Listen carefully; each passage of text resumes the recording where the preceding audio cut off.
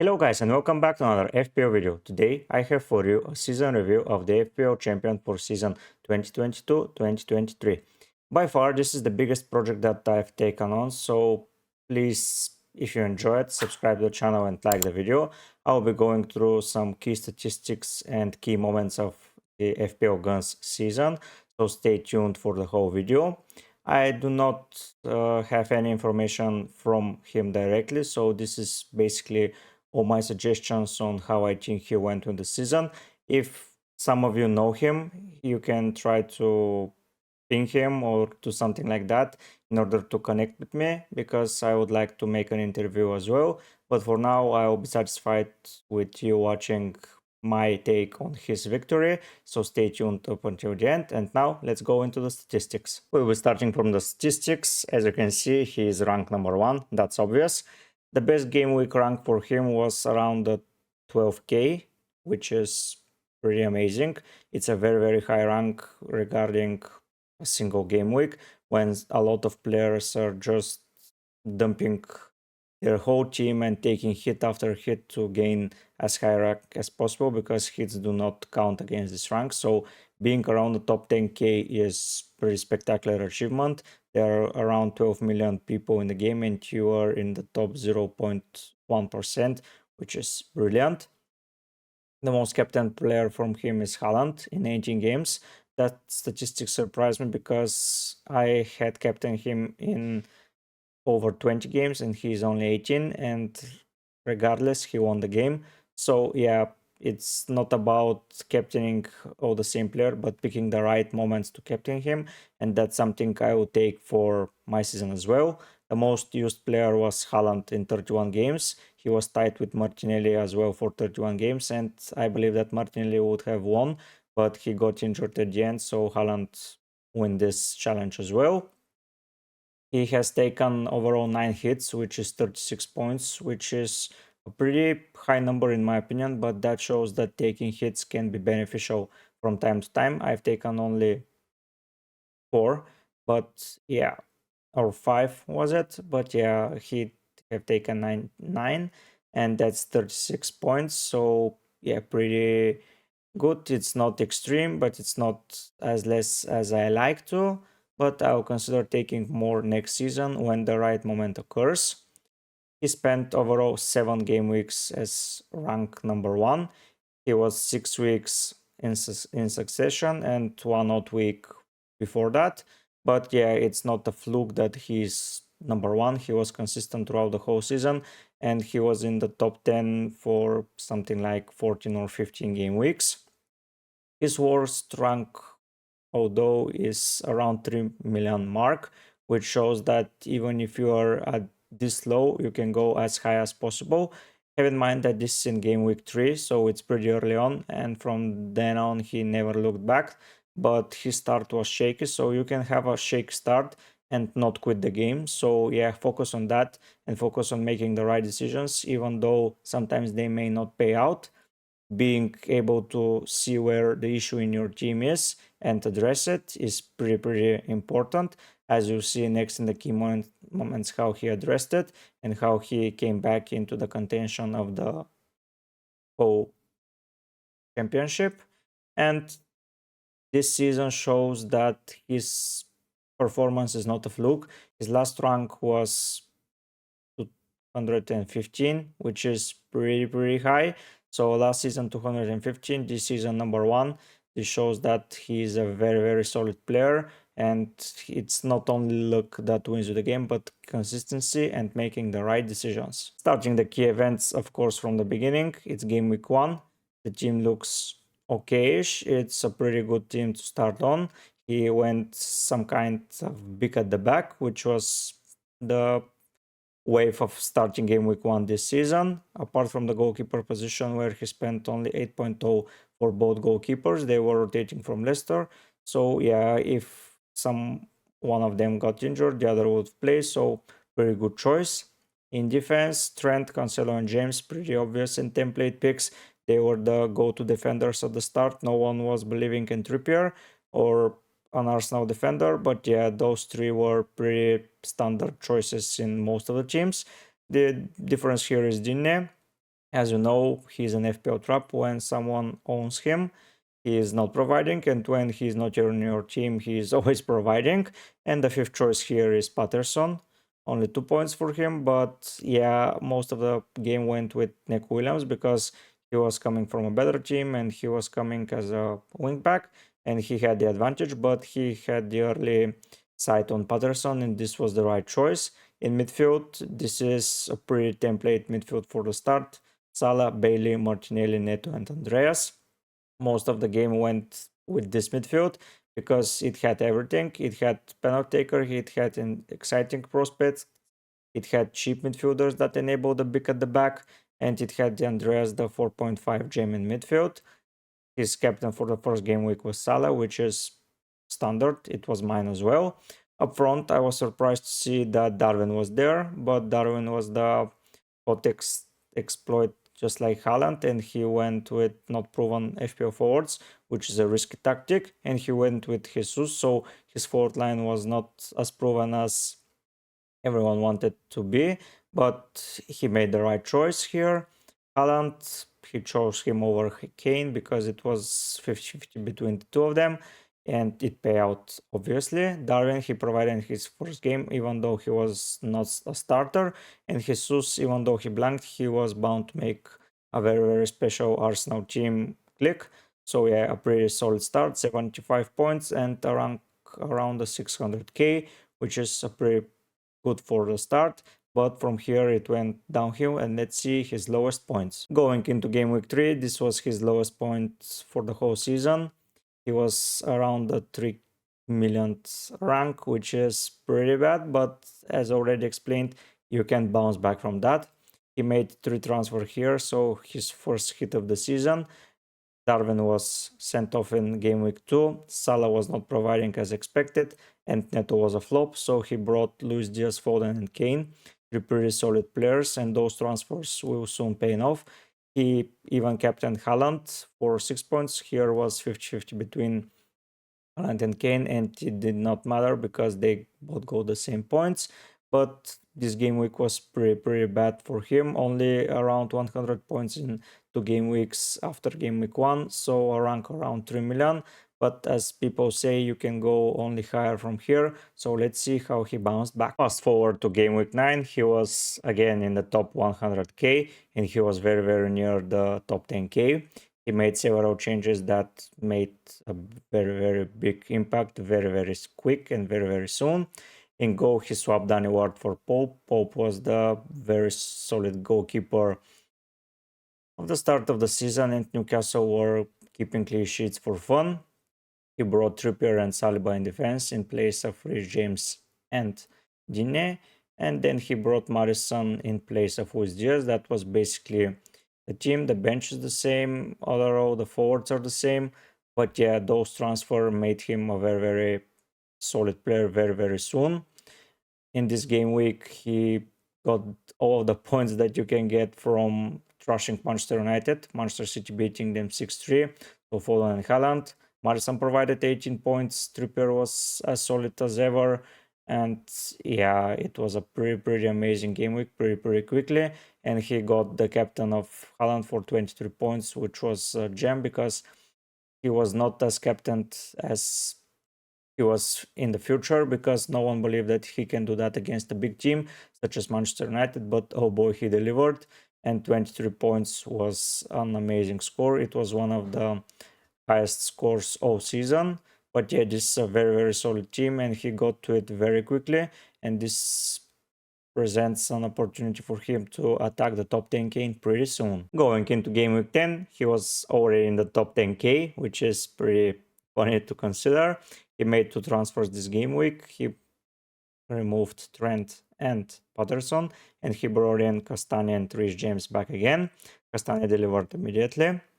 His midfield was firing as well pretty good. Only Andreas was on his bench and he could have gotten better, but what can you do? You cannot pick the right team every game week. But considering everything, his score is pretty high. He's already in the top 10k and he's not looking back. Next up is his first wild card. He made a lot of changes here. He he brought Guaita from Crystal Palace because Crystal Palace had an amazing fixture run between game week 12 and 16, so he picked their goalkeeper. In defense, he left Castagna and Trippier and Cancelo, but he picked Dunk and Gomez because there were some injuries in Liverpool's defense and Gomez was playing pretty regularly at that point of the season. In midfield, Zaha was brought in because, as already mentioned, Crystal Palace had an amazing fixture run, but he was not providing as expected. Salah, Andreas, Trossard, and Martinelli finish up the midfield department, and up front, a pretty interesting choices of Solanke, Darwin, and Haaland. Haaland was the template, but Darwin and Solanke were not. Haaland, Martinelli, and Cancelo missed that game week because there were some postponements in game week 12. But yeah, overall, his team was pretty solid, apart from some players. But if you bring the guys from the bench and bench some of the starting 11 here, you get a pretty solid team. He's well into the top 5K already, so he's never looking back from the top 10K rank. He is trying to maintain his rank and gain some before the World Cup break because he's basically attacking the strong fixtures. Salah had some strong fixtures, Darwin Gomez as well, being from Liverpool. Crystal Palace had, Trippier was amazing, Brighton were pretty good, so Trossard and Dunk were here, Castagna was delivering. It's pretty interesting that he has so many Leicester players in his team before the World Cup break because, as you already know, they are relegated, but their FPL assets were pretty good for such a long duration of the season. So even from a relegated team, you can get a lot of points. Going into game week 16, this is the last game week before the World Cup break. He has earned exactly 1000 points and he is well in the top 4K. His team didn't change a lot from his wild card. Rashford was brought in from Trossard and Jesus for Solanke. That's basically it. Some of the players, as already explained, did not perform as expected, especially Zaha, who didn't live up to the expectations. His team selection is well again, although he has some points on the bench. It's not a lot to be missed here. He was captain Haaland, and the only player that delivered big this game week was Darwin, as well as Robertson, but he didn't own Robertson from Liverpool. He owned Gomez. But yeah, overall, a pretty solid rank and a good foundation to attack the fixtures after the 1 month break for the World Cup. Right after the World Cup break, he had a pretty solid game week. His team changed a lot. He brought Kepa and Go. He was the most popular goalkeeper after the World Cup break. He brought Shaw, and what time to bring him. He kept Rashford, and it was another amazing decision. He went with two Arsenal midfielders, and this again was pretty amazing. His defense remained solid. Trippier, Cancelo, and James. Even though Cancelo is soon to left Manchester City, he is still believing in him. And he brought two more Manchester City boys, being Foden and Haaland again. And Salah and his first game week was amazing, 101 points. And now he's around the 1.5k, which is pretty solid rank. His bench is pretty good as well. Bueno, Wilson, and Greenwood, pretty solid choices. Bueno was playing here, but I do not believe he was using his bench a lot. Apart from Wilson, I don't see him using anyone else pretty soon because Bueno and Greenwood were just fodder that is keeping the bench intact, playing players, but they're cheap, and his second goalkeeper was Ward, so he believed in a Leicester player once again. But yeah, pretty solid team and a very good way to start the season after the World Cup break. The next important moment of his season is when he used his chip, being triple captained. He triple captained Rashford. He was a pretty good choice to be triple captained because he was playing very well. Manchester City had a pretty good fixture run before that, and most of us captain Haaland, triple captain Haaland, sorry, in that period, but he kept it and he used it on Rashford. His team underwent several changes. Zinchenko was brought in, Minks as well in defense. James and Cancelo were transferred out.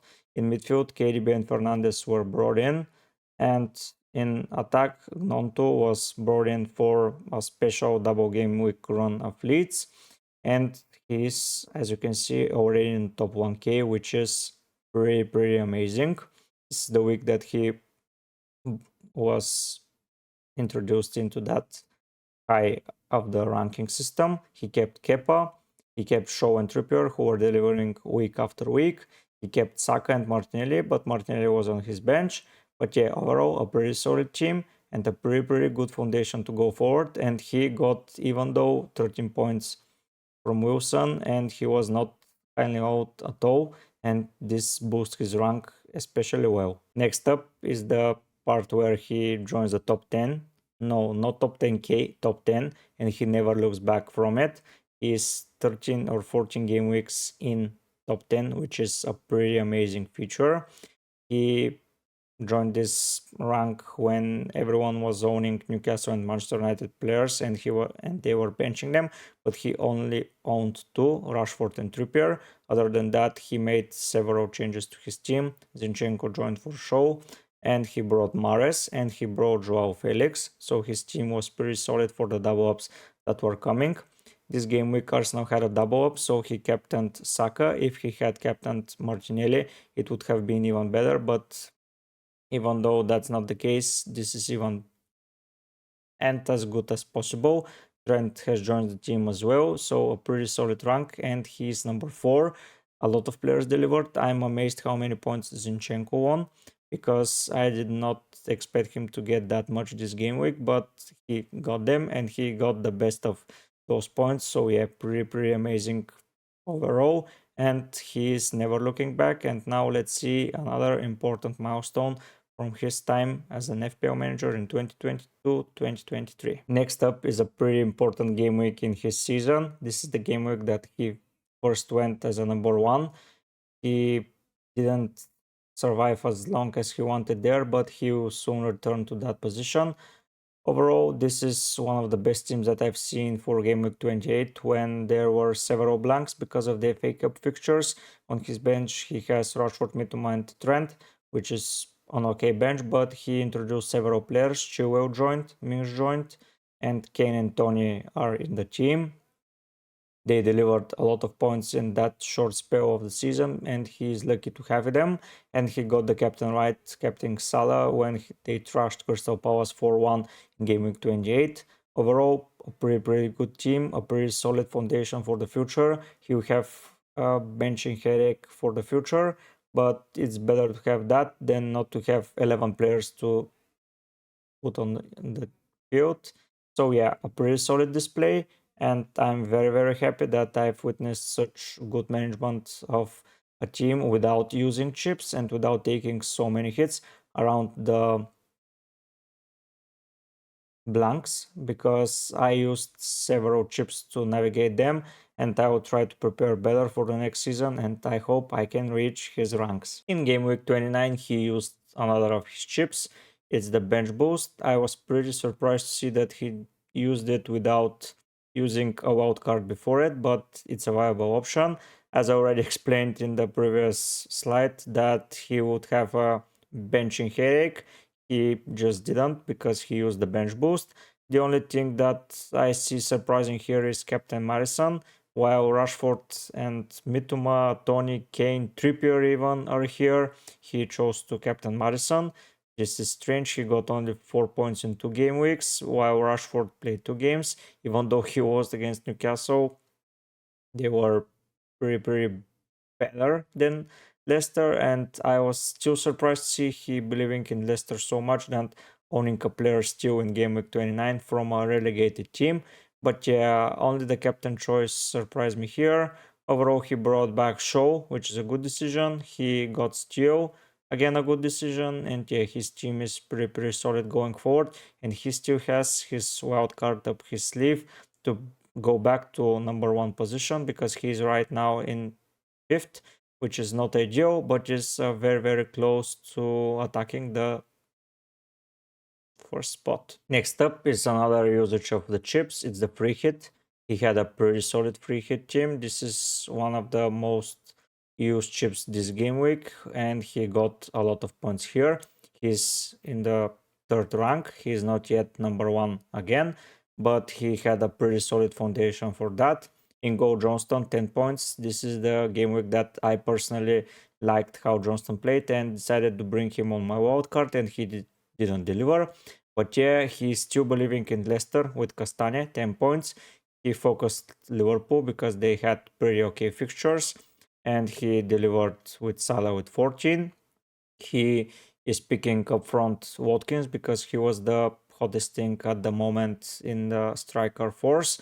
And Isaac here, as you can see, no Manchester United, Brighton, and Manchester City players. That means they are playing the FA Cup semifinals. That's why they're not here. And a pretty solid team here. He didn't have to transfer out some of his players that he owned from both or the three of those teams. And he has a pretty solid foundation to attack the number one spot next game week. And he's back in first position. He had a pretty amazing game week here. Still 10 points in goal, Minks 15, Rashford 12, Haaland 14, double up as a captain, Kane 11. It was pretty surprising for me to see that he owns only one Brighton attacker and no Watkins or Wilson, but he's still getting the points that he deserves. Darwin and Madison are surprising introductions here, but as I already told you, I'm very surprised that he believed in Leicester so much. But yeah, Martinelli is staying in the team a pretty solid foundation, and Chilwell somehow is here as well, and he's still playing. But yeah, I don't get it. But he may believe in Chelsea defense, as not many of us do. But next season with under Pochettino, they may be a real threat, and James and Chilwell will be very highly owned. But yeah, a pretty solid rank, and from here on he is never looking back, and he is not giving that number one spot to anyone else. In the next game week he used his wild card, which is a pretty good wild card because several teams had double ups and he focused their teams. He went with triple Brighton being still Mitoma and March. He went with triple City, KDB, Akanji and Haaland, even though KDB didn't play. He went with two Manchester United boys, Trippier and two Liverpool boys, and on the bench he just gave players that fill up the bench. He had on a pretty amazing game week here because almost everyone delivered, and he's pretty satisfied with his team. As you can see, he is well in the number one spot. He's making good progress and he is going far away from his competitors, and this difference that he is building in those game weeks will play beneficial role in the end of the season, where there is a pretty funny story that I'm going to tell you next. Last but not least is the last game week of the season. Here he is still number one and he wins the FPL season with overall of 2,776 points, which is a pretty high number. But considering there were several double ups, such a high points is nothing too surprising. Let's go through the teams. Still 2 points in goal. Trent 4, Lindelof 2, Trippier 0. The game where he scored an own goal. Rashford 2, Odegaard 3, McAllister 2, Salah his captain 5, Fernandes 10, Kane 16, and Wilson 1. He made 2 transfers here and taken a hit. He brought in Kane and Odegaard in place of Haaland and Mitoma because he had the same information as all of us and they were not starting. But the funny thing here is that his player of the season, basically, it's Callum Wilson, because the guy in second place had Pinnock on his bench, first substitute, and he got 15 points. But with the Wilson introduction and he coming for 1 point, Pinnock stayed on his bench. So this coronates FPL Guns as the FPL winner of this season. He had a pretty amazing season. He had a pretty low around the 3 million mark, but then he quickly bounced and he never looked back. He made the right decisions. He maneuvered his team with several hits maybe, but he kept going and going. As I already mentioned, I'll be happy to interview him. If someone knows him, tell him to, or give me some of his personal info to message him. I'll be happily joining him on interview if he wants to. Thank you for watching, because this was the biggest project of my career as a creator so far. It was a pretty interesting project and I will be delivering some interesting projects in the future. So stay tuned, subscribe to my channel, and I'll see you next time. Bye!